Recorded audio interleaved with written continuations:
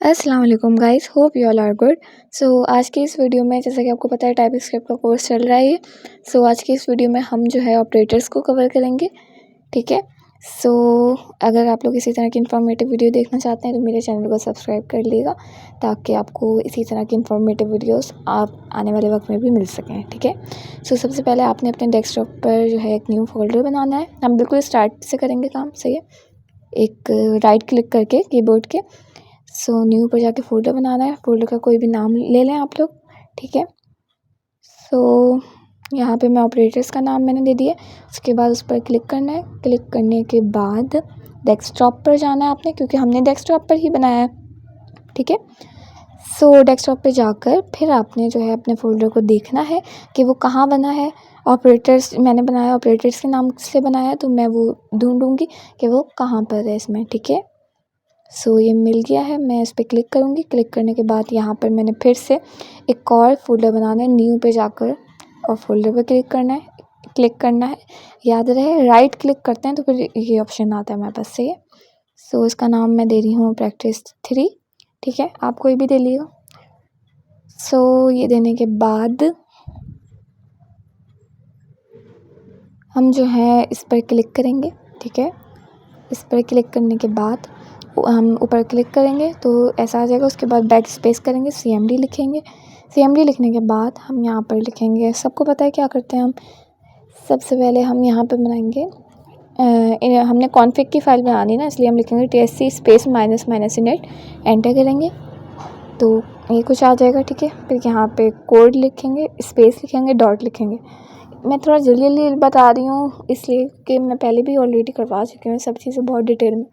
बस रिवीजन के लिए मैं दोबारा से बता रही हूँ, ठीक है। तो देखें TSC स्पेस माइनस इनिट से फाइल बन गई, ठीक है, आप लोगों की। यहाँ पे जो है फाइल पे जाके आपने main.ts के नाम से एक फ़ाइल बनानी है फोल्डर पे जाकर, ठीक है। ये बन गई आप लोगों की, ठीक है। देन यहाँ पे मेरी फ़ाइल अभी लोड हो रही है। उसके बाद मैं जो हूँ यहाँ पे अपना टर्मिनल ओपन कर रही हूँ, ठीक है। यहाँ पर जाके आप न्यू टर्मिनल पे चले जाएँ तो ये ओपन हो जाएगा। इसकी शॉर्टकट की भी आप वहाँ से भी ओपन कर सकते हैं। कंट्रोल के साथ जो टैब के ऊपर वाली की होती है ना, उसको हम बैक टिक की कहते हैं। कंट्रोल और बैक टिक की को आप एक साथ प्रेस करेंगे तो टर्मिनल ऐसे ओपन हो जाता है। ये शॉर्टकट की है, सही है। बाकी जो है यहाँ पर मैं लिख रही हूँ टर्मिनल में अपने npm space init minus y मैंने लिखा है, तो देखें मेरा जो है एरर आ जाएगा, क्योंकि मैंने जो है init के बाद जो है स्पेस लगानी थी वो मैंने नहीं लगाई। क्योंकि बहुत से बच्चे जो हैं वही गलती करते हैं, तो मैंने आप लोगों को दिखाने के लिए कि जो ऐसा करते हैं तो वो उनका एरर इसलिए आ जाता है, ठीक है। मैंने सिर्फ दिखाने के लिए आप लोगों को स्पेस नहीं दी थी, ठीक है। npm लिखना है, स्पेस लिखना है, उसके बाद init लिखना है, फिर उसके बाद स्पेस दोबारा देनी है, फिर उसके बाद -y लिखना है, ठीक है। फिर एंटर करेंगे तो फिर जो है आपकी जो है package.json की फ़ाइल जो है, जो आप लोग दिख रहा होगा आप लोगों को, वो साइड में जो है वो बन गई, ठीक है। ये तरीक़ेकार हैं package.json की फ़ाइल बनाने के, ठीक है। आप लोगों ने काम करना होगा, ठीक है। अब जो है हम ऑपरेटर की तरफ चलते हैं कि बेसिकली ऑपरेटर है क्या। आप लोग अपने जो है नोटबुक निकाल लें, ठीक है। जो भी मैं बताऊं ताकि आप उसमें नोट डाउन कर सकें। मैं यहाँ पे लिख रही हूँ इसकी डेफिनेशन ऑपरेटर्स की कि बेसिकली ये है क्या। ये जो है दो वैल्यूज़ के बिटवीन किसी भी किस्म का वर्क, ठीक है, दो वैल्यूज़ के बिटवीन किसी भी किस्म का वर्क करवाने के लिए यूज़ होता है। अब जैसे कि देखें, अब यूज़ होता है से मुराद किसी भी किस्म का वर्क आप कह लें कि जैसे कि आप मल्टीप्लाई करते हैं, सब्ट्रैक्शन करते हैं, या किसी भी किस्म की वर्क से मुराद यानी कि कैलकुलेशन जो भी आप करते हैं किसी भी ऑपरेंड्स के बीच में, वो हम किसकी मदद से करते हैं, वो हम करते हैं ऑपरेटर्स की मदद से, सही है। इतना याद रख लें आप लोग, ठीक है। बाकी आप लोग को आई होप समझ में आ गया होगा।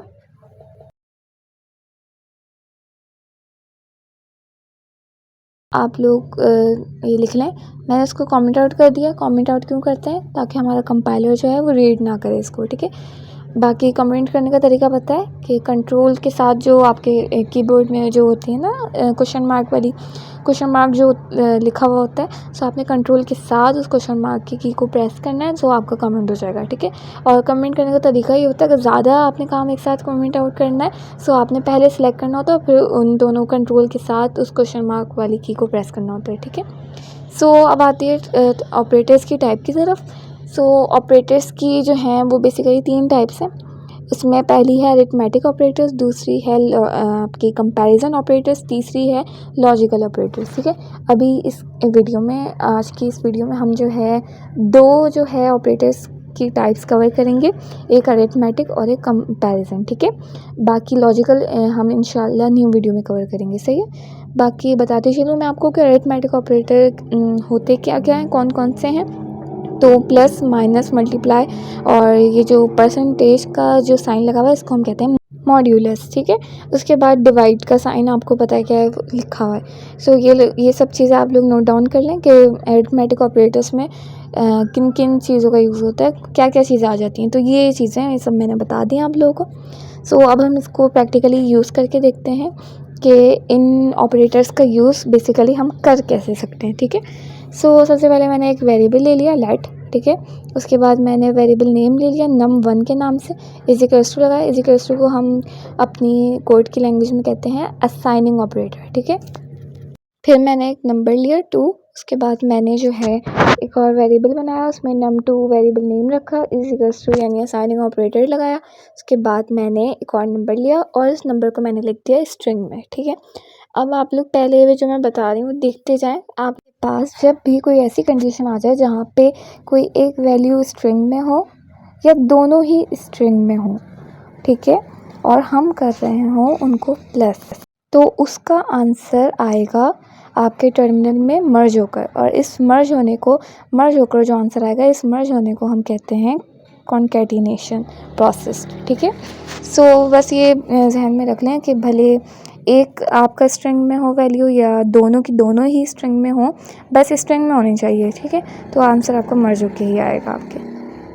और इसको प्रोसेस को भी आपको याद रख लें कि क्या कहते हैं, ठीक है। बाकी यहाँ पे मैं जो है अपने टर्मिनल में आपको आंसर कॉल करवा के दिखवाना चाह रही हूँ। सो यहाँ पे हम वॉच मोड लगवाना सीख लेते हैं कि कैसे लगाते हैं, ठीक है। सो आप लोग अपना टर्मिनल ओपन कर लीजिए।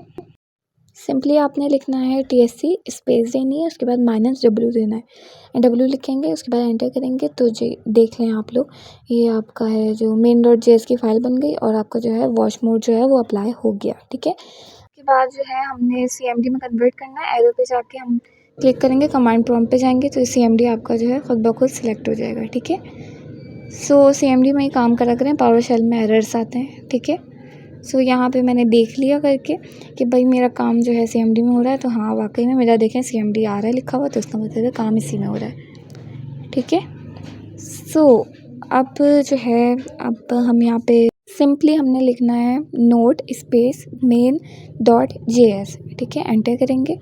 सो ये आंसर आ गया 23, क्योंकि जो है मेरा जो है एक स्ट्रिंग में था, एक विदाउट स्ट्रिंग था, तो उसने उसको मर्ज कर दिया। जैसे मैं बता चुकी हूँ पहले कि जब भी ऐसा कुछ कंडीशन कोई भी होती है तो फिर आंसर जो है वो मर्ज होकर आता है, ठीक है।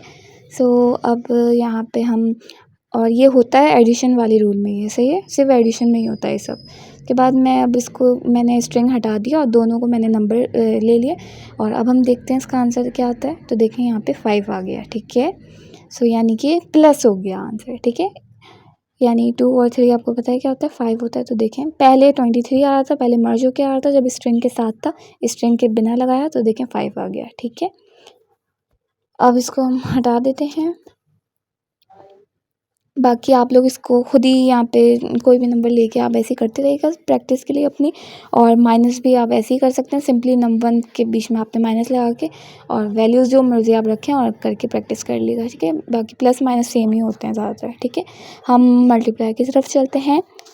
ओके, माइनस का आपको मैं खुद असाइनमेंट देती हूँ, आप लोग माइनस का करके दिखाइएगा मुझे।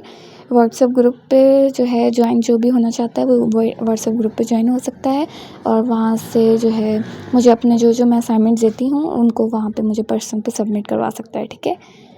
बाकी जो है मल्टीप्लाई की तरफ आ जाते हैं। यहाँ पे मैंने कॉपी पेस्ट कर दिया है और मैं जो है करवाना चाह रही हूँ मतलब 2 3 से क्या होता है, तो देखते हैं क्या आता है आंसर। 6 आना चाहिए, तो देखते हैं कमांड देंगे।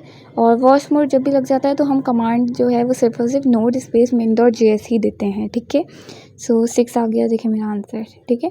सो आप कोई भी नंबर लेके करते रहिएगा प्रैक्टिस, ओके। बाकी वॉश मोड हम लगाते क्यों हैं, तो इसको लगाने से पहले ये कंडीशन ज़हन में ज़रूर रख लेगा कि main.js की फ़ाइल नहीं बनी हुई होनी चाहिए, ठीक है, क्योंकि यही बनाता है main.js की फ़ाइल, ठीक है। तो ये याद रखिएगा। इसका फ़ायदा लगाने का ये होता है कि हमें बार बार जो है वो कमांड पूरी वाली जो TSC नहीं लिखते थे हम, TSC स्पेस एंड वाली, सो वो बड़ी कमांड नहीं देनी पड़ती। हमने सिंपली सिर्फ नोड स्पेस main.js लिखना होता है, हमारा जो है वो सिंपली आंसर आ जाता है। और ये शॉर्ट मेथड के लिए भी यूज़ होता है, मतलब जल्दी जल्दी काम करने के लिए, सही है। बाकी अब हम डिवाइड की तरफ चलते हैं, सही है। बाकी डिवाइड में हमने सेम कॉपी पेस्ट करा है। और डिवाइड के लिए जो साइन यूज़ होता है, जो सिंबल यूज़ होता है, वो / यूज़ होता है, ठीक है, सबको पता है। सो यहाँ पे कोई भी नंबर आप लोग ले लें और उसको जो है सिंपली नोड स्पेस min.js लगाएं और प्रॉम्प्ट दें। ये प्रॉम्प्ट सिर्फ और सिर्फ वॉच मोड में ही अप्लाई होगी, ये याद रहे। वॉच मोड में अगर आप कर रहे हैं तो तभी ये सही आपका आंसर आएगा। अगर आप वॉच मोड नहीं लगाया हुआ होगा आपने और डायरेक्ट आप ये दे रहे होंगे तो फिर आपका आंसर में एरर आएगा, सही है। सो जो है, जो भी स्क्रीन पे चल रहा है आपको सब समझ में आ रहा होगा ये क्या हो रहा है। मैंने यहाँ पे डिवाइड कराया तो देखेंगे मेरा 0.5 आ गया। अब हम और सिंपली मेथड से कर लेते हैं, ठीक है। आप लोग जो है कोई भी नंबर, कोई भी वैल्यू अपनी मर्ज़ी से अपनी प्रैक्टिस के लिए खुद से लिख सकते हैं। तो यहाँ पे मैंने अब लिखा है 10 और उसके बाद मैं लिखा है 5, सही है। सो अब मैं चाह रही हूँ कि इनको डिवाइड करवाऊँ। आप लोग जो भी है अपनी मर्ज़ी से लिखें ताकि आप लोगों के कॉन्सेप्ट्स क्लियर हों। उसके बाद मैंने प्रॉम्प्ट दी तो देखिए मेरा आंसर आ गया 2, यानी कि जो है ये मेरा डिवाइड हो गया और मेरा आंसर आ गया। सो सिंपली ये आप लोग प्रैक्टिस करते रहिएगा, अपनी मर्ज़ी से नंबर ऐड करते रहिएगा, लिखिएगा, लिखने के बाद उनको डिवाइड करवाते रहिएगा और अपना जो है कॉन्सेप्ट क्लियर करते रहिएगा, सही। सो अब मैं जो है इसको मैं कमेंट आउट कर दिया है, क्योंकि अब हम आगे के वर्क की तरफ चल रहे हैं। तो पिछला जितना भी काम है हम इनको सबको कमेंट आउट करें ताकि पहले जो है वो हमारा रीड ना करे, सही है। सो मॉड्यूलस आप लोगों को पता है किसको कहते हैं, इसको परसेंटेज का जो साइन होता है उसको हम कहते हैं मॉड्यूलस, सही है।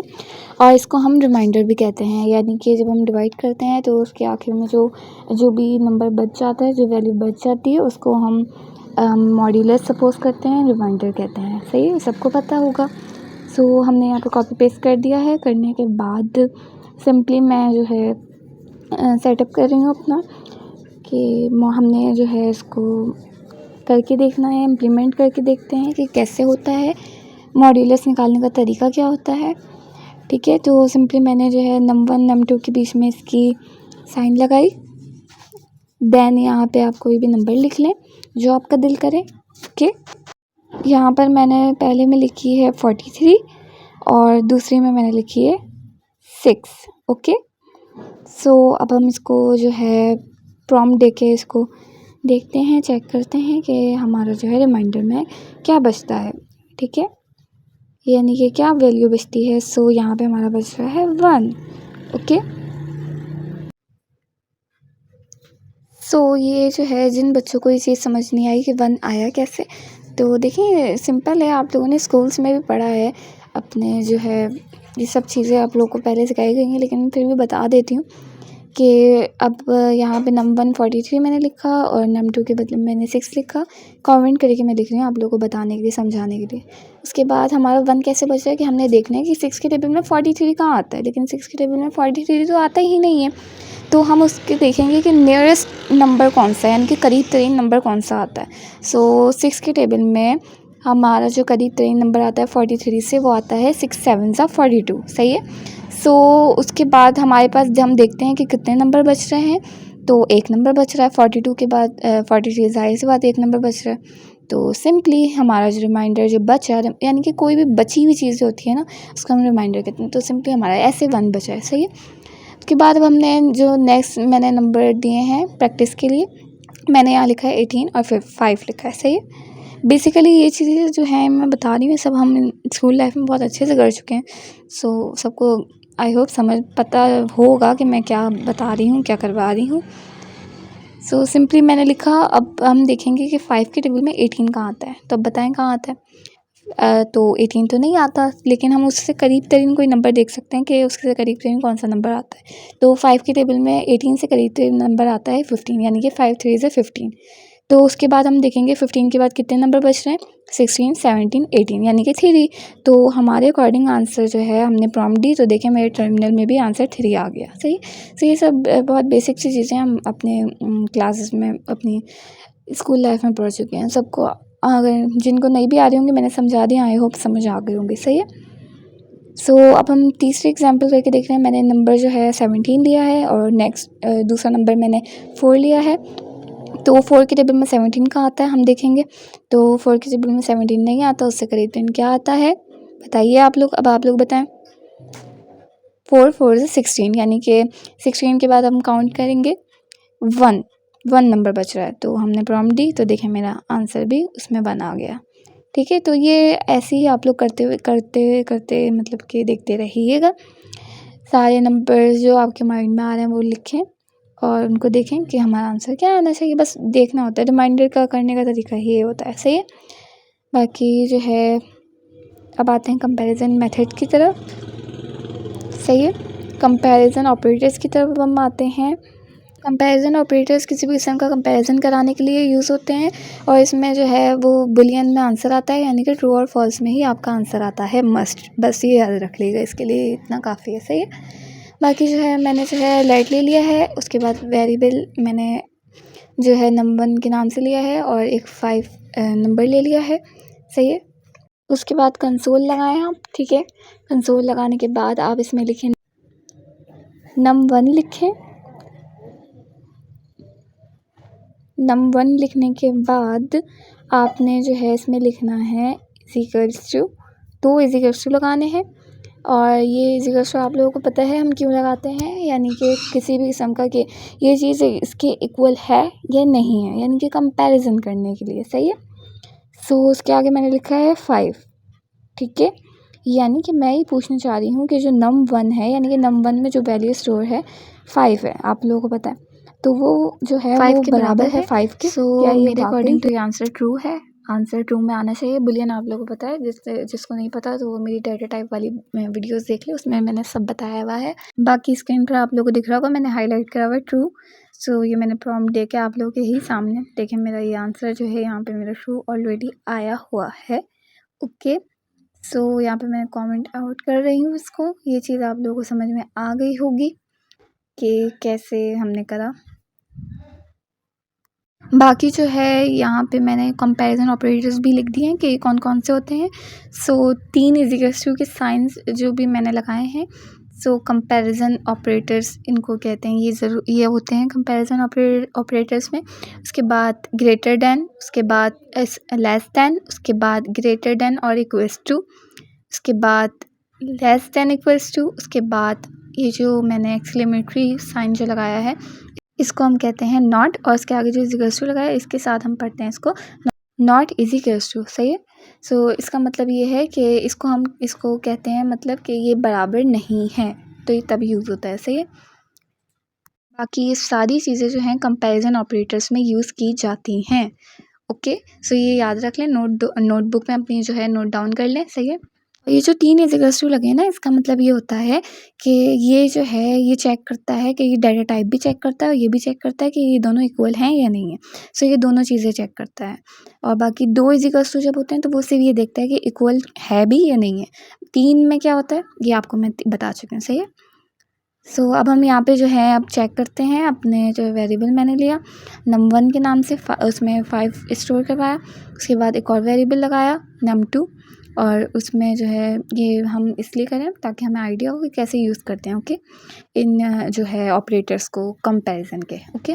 सो यहाँ पे मैंने जो है सिंपली एक स्ट्रिंग में ले लिया है और num1 उसके आगे लिखा है कंसोल में जो है वो मैंने क्या लिखा है num1, उसके बाद 3 मैंने कंपैरिजन ऑपरेटर्स लगाए हैं, यानी कि 3 और 3 जब लगाते हैं तो वो क्या चीज़ चेक करता है, वो डाटा टाइप भी चेक करता है। जब 3 लगे हुए होते हैं कंपैरिजन ऑपरेटर, इनको हम कंपैरिजन ऑपरेटर कहते हैं। सही है।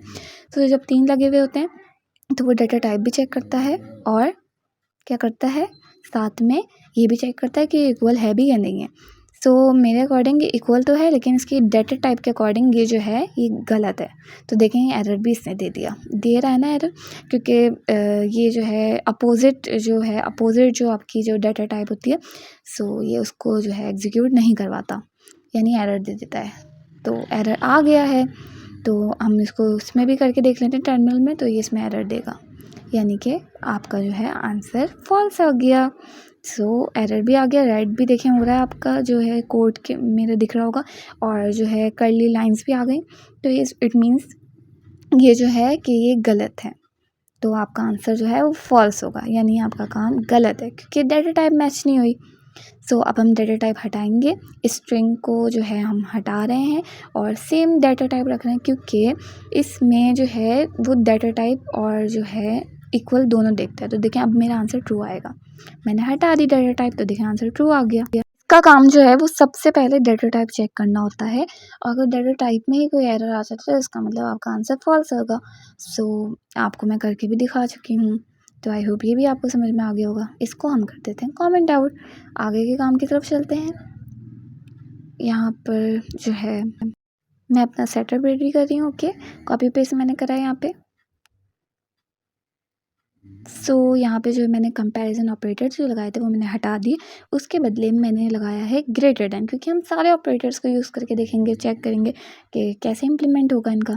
सो इसका मतलब है कि नंबर 1 जो है वो ग्रेटर देन है नंबर 2 से। तो आप बताइए कि 5 और 5 जो है नंबर 1 में जो 5 है और दूसरा 5 से क्या वो बड़ा है? हालांकि ऐसा तो नहीं है, दोनों तो बराबर हैं। तो इसका आंसर आपके हिसाब से क्या आना चाहिए? ये बोल रहा है कि कंडीशन में हमसे बोल रहा है कि नंबर 1 जो है वो बड़ा है, तो इसका आंसर तो मैं बोलूँगी कि पहले हम इसको CLS करें। मैं CLS क्यों लिखा है मैंने, क्योंकि जब भी हमारे पास टर्मिनल में बहुत सारा काम जमा हो जाता है ना, लिख लेते हैं हम, सो हम उसको CLS करके हम उसको रिमूव कर देते हैं, तो इसका आंसर फॉल्स आएगा। देखें मैंने प्रॉम्प्ट दी तो आंसर फॉल्स आ गया, क्योंकि गलत बात बता रहा है मैं कंडीशन। ओके, तो ये चीज़ आपको समझ आ गई होगी। अब हम जो हैं इसको इक्वल लगा रहे हैं हम इसके आगे, यानी कि इसका मतलब है ग्रेटर देन और इक्वल्स टू। ठीक है, यानी नंबर 1 जो है अब इस कंडीशन में ये चेक करेगा कि इक्वल्स टू भी है और ये भी चेक करेगा कि बराबर भी है, यानी कि दोनों चीज़ें चेक करेगा। ओके, तो इस कंडीशन में कोई एक कंडीशन से मतलब कि कोई एक तरफ आंसर सही होना चाहिए, यानी कि या तो बड़ा होना चाहिए या बराबर होना चाहिए, तो आंसर ट्रू आ जाएगा। तो देखिए मेरा आंसर ट्रू आ गया, क्योंकि 5 और 5 एक दूसरे के बराबर है ना, बराबर बड़ा तो नहीं है लेकिन बराबर है। तो इसमें इस कंडीशन में ये होता है कि आपका बस एक चीज़ सही हो जाए तो वो आंसर ट्रू दे देगा, अगर दोनों चीज़ें गलत आ रही होंगी तो आंसर सबका फॉल्स आएगा। बाकी जो है अब हम लेस देन में करके देखते हैं, तो आंसर देखते हैं, इसमें भी आपका आंसर फॉल्स आया, क्योंकि ना तो लेस देन है ना तो ग्रेटर देन है। 5 और 5 तो बराबर है एक दूसरे के, सही है। सो बाकी अब इसके साथ लेस देन के साथ हम इक्वल्स लगा के देखें, मैंने देखा तो इसका मतलब है कोई एक कंडीशन सही होनी चाहिए, कोई एक कंडीशन भी सही हुई इस कंडीशन में, तो फिर आंसर आपका ट्रू आना चाहिए। तो मेरे अकॉर्डिंग आंसर इसका है ट्रू आना चाहिए, क्योंकि 5 और 5 एक दूसरे के बराबर हैं, लेकिन छोटे तो नहीं है लेकिन बराबर हैं, तो ट्रू आंसर आएगा। क्योंकि कोई एक कंडीशन भी आपकी सही हो जाए ना, तो क्या कहते हैं ग्रेटर देन और लेस देन इक्वल्स टू के साथ आपका आंसर जो है वो ट्रू आ जाता है। ओके, तो ये चीज़ भी आप लोगों को समझ में आ गई होगी। बाकी आप लोग प्रैक्टिस करेंगे तो आई होप आप लोगों को और अच्छे से समझ में आ जाएगी। ओके, बाकी मैं यहाँ पे इसको कमेंट आउट कर रही हूँ ताकि जो है हम आगे का काम कर सकें। ठीक है, सो अब हम जो हैं चलते हैं अपने नॉट की तरफ। ठीक है, ये जो एक्सक्लेमेटरी जो साइन लगी है ना, इसको हम कहते हैं अपनी कोड की लैंग्वेज में नॉट। ओके, सो यहाँ पे मैंने इसको कॉपी पेस्ट कर लिया है। ओके, देन कॉपी पेस्ट करने के बाद यहाँ पे मैंने अपना सेटअप रेडी कर लिया है। ओके, ऊपर से कॉपी पेस्ट करने के बाद यहाँ पे मैंने सब सेट कर लिया है। बाकी मैं बताती चलूँ कि ये आपको पता है एक्सक्लेमेटरी किसे कहते हैं, नॉट। उसके बाद मैंने 2 इक्वल्स टू की साइन लगाई, यानी कि ये कहना चाह रहे हैं कि ये जो नंबर 1 और नंबर 2 है वो एक दूसरे के बराबर नहीं है। इक्वल्स टू का मतलब आपको पता है ना, जब 2 इक्वल्स टू लगे होते हैं, ये 2 ऑपरेटर्स लगे होते हैं कंपैरिजन के, तो इसका मतलब क्या होता है कि बराबर मतलब होता है। और जब एक्सक्लेमेटरी की साइन आ जाती है यानी कि बराबर नहीं है। तो देखें कि 5 और 5 एक दूसरे के बराबर नहीं है क्या, तो ये तो गलत बात बता रहा है ना, कंडीशन गलत है। तो आंसर क्या आना चाहिए इसका, फॉल्स आना चाहिए। तो देखते हैं क्या आता है। तो देखेंगे फॉल्स आया, मैंने प्रॉम्प्ट दी तो, क्योंकि ये गलत बात बता रहा है हमें कि नंबर 1 और नंबर 2 एक दूसरे के बराबर नहीं है। हालांकि ऐसा तो है, 5 और 5 तो बराबर हैं, ठीक है। सो अब हम करके देखते हैं 4 और 5 क्या एक दूसरे के बराबर नहीं है। तो इसका आंसर जाहिर सी बात है ट्रू आना चाहिए, क्योंकि बराबर तो नहीं है ना, 4 छोटा है 5 बड़ा है यार। तो देखते हैं इसको क्या आता है इसका आंसर। तो इसको हमने प्रॉम्प्ट दी है, तो देखें मेरा आंसर जो है ट्रू आ गया, ठीक है। तो आप लोग इसी तरह जो है नंबर्स देखकर अपनी मर्ज़ी से जो आपको समझ आए करके प्रैक्टिस करिएगा, ताकि आप लोग के कॉन्सेप्ट्स क्लियर हों, सही है। सो बेसिकली ये इसीलिए यूज़ होता है कि नॉट इक्वल्स टू के लिए ये चीज़, ये साइंस यूज़ होती हैं। तो आई होप अगर वीडियो आपको अच्छी लगी हो, समझ आई हो, सो लाइक कर दीजिएगा और मिलते हैं फिर अपनी नेक्स्ट वीडियो में। तब तक के लिए अल्लाह हाफिज़।